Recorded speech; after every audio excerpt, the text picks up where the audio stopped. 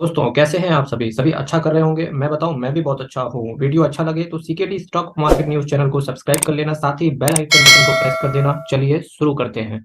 Hello friends, आज मैं जिस म्यूचुअल फंड का इन डेप्थ एनालिसिस करने वाला हूं उसका एनएवी देखिए केवल 108 रुपये का है। मैक्सिमम रिटर्न इस म्यूचुअल फंड ने 18.62% के सीएजीआर के हिसाब से रिटर्न इन्वेस्टर्स को डिलीवर करके दिया है। 5 सालों में बात करेंगे तो 13% के सीएजीआर के हिसाब से रिटर्न आया है। 3 सालों में 37% के सीएजीआर के हिसाब से रिटर्न आया है। एक साल में देखेंगे तो 10% के हिसाब से इस म्यूचुअल फंड ने इन्वेस्टर्स को रिटर्न डिलीवर करके दिया है। एक साल में 10.5% के आसपास। दैट मीन्स कि एफडी और आरडी दोनों को ही ये म्यूचुअल फंड बीट कर चुका है। जब मैं मैक्सिमम 18% के सीएजीआर के हिसाब से रिटर्न की बात कर रहा हूँ और जब मैं ये बार बार सीएजीआर वर्ड यूज़ कर रहा हूँ, इसका मतलब होता है कि म्यूचुअल फंड में जो रिटर्न मिलता है आपको वो कंपाउंड होकर के मिलता है। यही रीज़न है कि म्यूचुअल फंड सही है और इसमें रिटर्न फिक्स डिपॉजिट और रिकरिंग डिपॉजिट से अच्छा मिलता है या पोस्ट ऑफिस सेविंग से।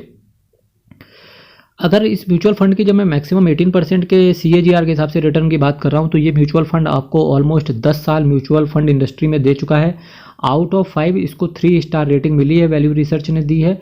और चिराग सेताल वाद जी इसके फंड मैनेजर हैं इसके। तो आप इनका क्वालिफिकेशन ऑलरेडी चेक कर सकते हो मेरे भाइयों। इसी के साथ साथ अगर मैं कुछ और चीज़ों की बात करूं इससे रिलेटेड तो देखिए, रिस्क की अगर मैं बात करूंगा तो रिस्क आपको पता होना चाहिए कि mutual fund is subject to market risk and read all scheme से रिलेटेड और डॉक्यूमेंट्स वेरी केयरफुली, क्योंकि आपका पैसा इक्विटी मार्केट में रहता है और आपको पता होगा शेयर मार्केट हर रोज़ वॉलेटाइल होता है इस वजह से। ठीक है, आज मैं जिस फंड की बात कर रहा था उसका देखिए HDFC mid cap opportunities direct plan growth की मैं बात कर रहा था। देखिए केवल सीकेडी स्टॉक मार्केट एक ऐसा न्यूज़ चैनल है, स्टॉक मार्केट के अंदर जितने भी म्यूचुअल फंड चल रहे होंगे मैं Max to Max mutual fund का इन डेप्थ एनालिसिस लाने की कोशिश करूंगा। इवन मैं भारत का अगर किसी भी एक बंदे ने अगर किसी भी ऐसे म्यूचुअल फंड में पैसा लगा रखा है जिसके बारे में कोई नहीं जानता, फिर भी मैं उस म्यूचुअल फंड का भी इन डेप्थ एनालिसिस लाने की कोशिश करूंगा। और आप ये चीज़ मेरी multibagger playlist, multibagger mutual fund के नाम से प्लेलिस्ट बनी हुई है, आप उस पर जाके विजिट करके चेक कर सकते हैं। इसके लिए केवल आपको एक काम करना पड़ेगा जिसे आप योगदान भी बोल सकते हो।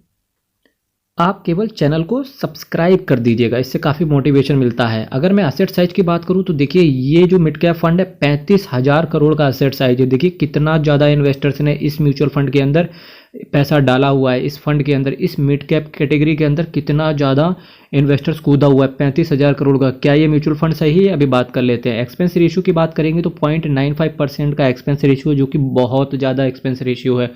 इससे सस्ते एक्सपेंस रेशियो में आपको दूसरे म्यूचुअल फंड से मिल सकते हैं, पर चूंकि 35,000 करोड़ इन्वेस्टर्स का इसमें लगा हुआ है और देखिए ऑलमोस्ट 1% के आसपास का ही एक्सपेंस रेशियो है। मेरे मित्रों, अगर एक्सपेंस रेशियो के हिसाब से मैं बात करूंगा तो जब तक इसका एक्सपेंस रेशियो 1% नहीं होता है तब तक इस म्यूचुअल फंड में रुका जा सकता है, उसके बाद बंद करके निकला जा सकता है। किसी तेरी गलियों में ना रखेंगे कदम आज के बाद, ये गाना गा सकते हैं। फिर भी अल्टीमेट डिसीजन आपका रहेगा। ये आपको पता होगा कि ये चैनल केवल आपको एजुकेशन प्रोवाइड करता है, आपको कुछ भी एडवाइस नहीं करता। एडवाइस लेने के लिए आप फ्रीली खुद से इंडिपेंडेंट हो। कैश होल्डिंग की बात करेंगे, 5.53% का कैश होल्ड करके ये चलते हैं, जो कि एक अच्छी चीज़। अगर मैं बेंचमार्क की बात करूंगा, Nifty mid cap 150 total return index को इन्होंने सेलेक्ट करा है। अगर आपने एक साल आपको इस म्यूचुअल फंड में इन्वेस्ट करे हुए हो गया है और डेफिनेटली तो आप एग्जिट करना चाहते हो तो कोई आपसे एग्जिट लोड नहीं लिया जाएगा, पर एक साल नहीं हुआ है तो आपसे 1% पैसा काट के आपको पेमेंट कर दिया जाएगा। चलिए कुछ और चीज़ों की बात करते हैं। अब अगर मैं सेक्टर की बात करूं तो देखिए इस एचडीएफसी का सबसे ज़्यादा जो वेटेज है वो फाइनेंशियल सेक्टर पे है 21%। इसके बाद कैपिटल गुड्स, इसके बाद services, health care, chemicals, automobile, technology, metals and mining, material, consumer discretionary, communication, consumer staples, construction, energy और टेक्सटाइल। ये कुछ सेक्टर्स रहेंगे जहां पर आपका पैसा डिप्लॉय रहेगा। अब सेक्टर्स के बाद अगर मैं शेयर्स की बात करूं तो देखिए सबसे ज़्यादा वेटेज इन्होंने कुछ अदर्स में लिया है जहां पर आपका पैसा 5.53% है। ये डेफिनेटली कैश है जो ये होल्ड करके चलते हैं। इसके बाद कुछ शेयर्स की अगर मैं बात करूंगा तो देखिए आपका पैसा इंडियन होटल्स में रहेगा, चोलामंडोलम में रहेगा, हिंदुस्तान एयरोनॉटिक्स में रहेगा। सबसे अच्छी बैट इनकी हिंदुस्तान एयरोनॉटिक्स रहेगी, क्योंकि अगर एक साल पहले की बात करेंगे 1272 के आसपास हिंदुस्तान एयरोनॉटिक्स चलता था, आज देखिए 2700 के भी ऊपर है। Max Health Care, Sundaram Fasteners, Bharat Electronics, Tata Communication, Apollo Tyre, Balkrishna Industries, SKF India, Persistent System, Crompton Greaves, Max Financial, Jindal Steel, Federal Bank, NIIT Technology, Indian Bank, Ipca Laboratories, AIA Engineering, Shriram Finance, Supreme Industries, Inox Fluorochemicals, Redington Solar Industries, REC Limited, Mahindra and Mahindra Financial Services, Aarti Industries, KNR Construction, Cummins India and Power Finance. इसके साथ साथ City Union Bank, Union bank of India, Atul Limited, Tata Chemicals, KEC International, Hindustan Petroleum, Oracle Financial, Karur Vysya Bank, Schaeffler India. Schaeffler India बहुत अच्छा share है, आप जाके देख सकते हो। और साथ ही साथ शॉफलर इंडिया को मैं ये भी कहूँगा, जिस भी ब्रोकर के पास आपका अकाउंट है डेफिनेटली उसको ना वॉच लिस्ट में ऐड करके रखो, रोज ट्रैक करो, बड़ा बहुत कुछ सीखने को मिलेगा शेयर से आपको। VST Industries, Aurobindo Pharma, Zee Entertainment, Emami Limited, Greenlam Industries, Symphony और Glenmark Pharmaceutical, Vardhman Textile. Vardhman Textile भी बहुत अच्छा शेयर है।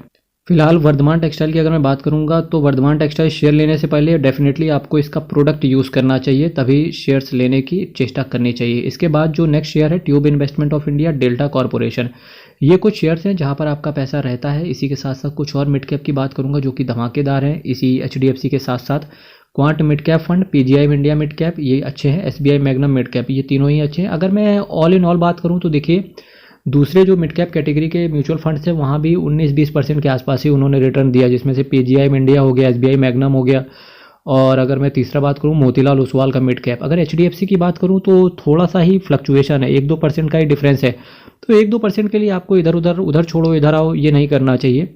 1-2% के लिए डेफिनेटली आपको इस शेयर में अभी वेट ही करना चाहिए। अच्छा म्यूचुअल फंड है, फिर भी अल्टीमेट डिसीजन आपका रहेगा। और एक अच्छा फंड हाउस, देखिए काफ़ी सारा पैसा भी पड़ा हुआ है यार, 35,000 करोड़ आसपास इस म्यूचुअल फंड में डाला हुआ है इन्वेस्टर्स ने। और डेफिनेटली मुझे ऐसा लगता है कि काफ़ी सारे जो होंगे ना वो रेगुलर प्लान लिए होंगे, जो कि म्यूचुअल फंड डिस्ट्रीब्यूटर ने खरीदवाए होंगे। HDFC म्यूचुअल फंड की मैं बात कर रहा था, इसका असेट अंडर मैनेजमेंट देखो 4,46,280 करोड़ का है। और आपको एक चीज़ जान के हैरानी होगी कि टॉप 5 के अंदर, भारत देश के अंदर mutual fund asset management company की अगर मैं बात करूँ तो टॉप 5 के अंदर HDFC असेट मैनेजमेंट कंपनी है।